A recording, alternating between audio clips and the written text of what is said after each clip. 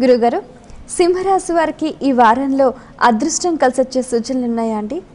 ముఖ్యంగా సింహరాశి వారు కొంత మనోవ్యాకులత పొందడం వల్ల తమ నిర్ణయాలే తమను ఇబ్బంది పెట్టే పరిస్థితులు కొన్ని ఉంటాయి. అయినా సరే శ్రీ దుర్గాయ నమః అనే మంత్రాన్ని జపించుకోవడం వలన ఆ మనస్సుని చిక్కబట్టుకోగలుగుతారు. ఇంకా విశేషించి వీరు ఏది మాట్లాడినా అది ఇతరుల చేత ఆమోదించబడుతుంది, గౌరవాన్ని పొందుతుంది. కాబట్టి వీరు ఎక్కువగా ఇతరులకు సలహా అడిగిన వాళ్ళకి సలహా చెప్పకూడదు. అడిగిన వాళ్ళకి సలహా ఇవ్వడం ద్వారా ఆ సలహాలను వాళ్ళు ఆచరణలో పెట్టడం ద్వారా ఉత్తమ ఫలితాలు పొందే అవకాశం ఉంది. అలాగే వీరిని ఆలోచన చేసే సమయంలో కొంత ఇతరులు పర్యవేక్షించాల్సిన అవసరం ఉంది. అలాగే వీళ్ళు కూడా తమ ఆలోచనను ఇతరులతో పరీక్షించుకోవాల్సినటువంటి అవసరం కూడా ఉంది. ముఖ్యంగా వీరికి వచ్చేటువంటి ఆలోచనలు సమయానికి రాకపోవడము, ఆలస్యం జరగడము, లేకపోయినట్లయితే సరి అయిన ఆలోచన రాకపోవడము, ఇటువంటి వాటికి అవకాశాలు ఉన్నాయి. అందువలన తమకు వచ్చిన ఆలోచనను ఆత్మీయులతో పంచుకోవాలి. వారి నిర్ణయాన్ని అనుసరించి తాము అనుసరించడం అనేటువంటిది చాలా బాగుంటుంది. అలాగే స్నేహ సంబంధాలను కాపాడుకోవడం కోసం తమ స్వప్రయోజనాలని కూడా కొన్నిటిని విడనాడక తప్పదు. అలా స్వప్రయోజనాలను విడిచిపెట్టి తాము కనుక ఆచరించినట్లయితే ఎక్కువ ఫలితాలు పొందే అవకాశం ఉంది. వారం యొక్క ప్రారంభంలో ఆలోచనలను చాలా కట్టుదిట్టం చేసుకోవాలి. ఆలోచన వచ్చింది కదా అని ఆచరించకూడదు. ఖర్చు చేసేటప్పుడు కూడా వారం యొక్క ప్రారంభంలో స్వయంగా ఖర్చు చేయకపోవడమే మంచిది.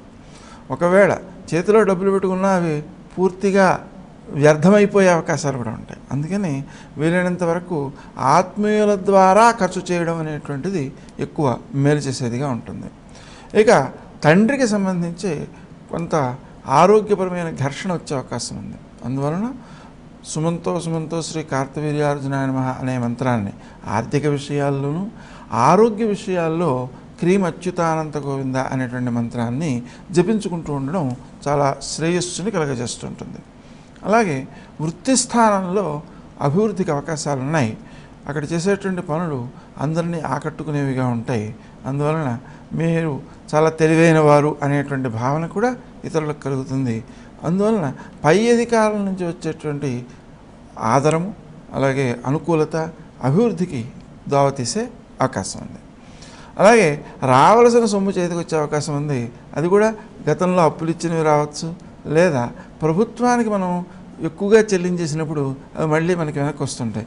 అలా కూడా వెనక్కి వచ్చే అవకాశం ఉంది. అయితే వచ్చిన సొమ్మును సద్వినియోగం చేయాల్సినటువంటి అవసరం ఉంది. అది వ్యర్థం కాకుండా కాపాడుకోవాల్సిన అవసరం ఉంది.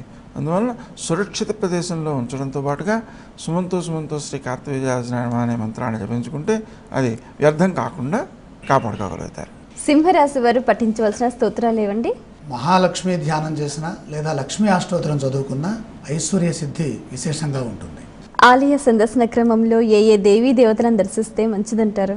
వెంకటేశ్వర స్వామి ఆలయాన్ని దర్శించడం లేదా దత్తాత్రేయుని యొక్క ఆలయాన్ని దర్శించడం ఎక్కువ శ్రేయస్కరం అవుతుంది.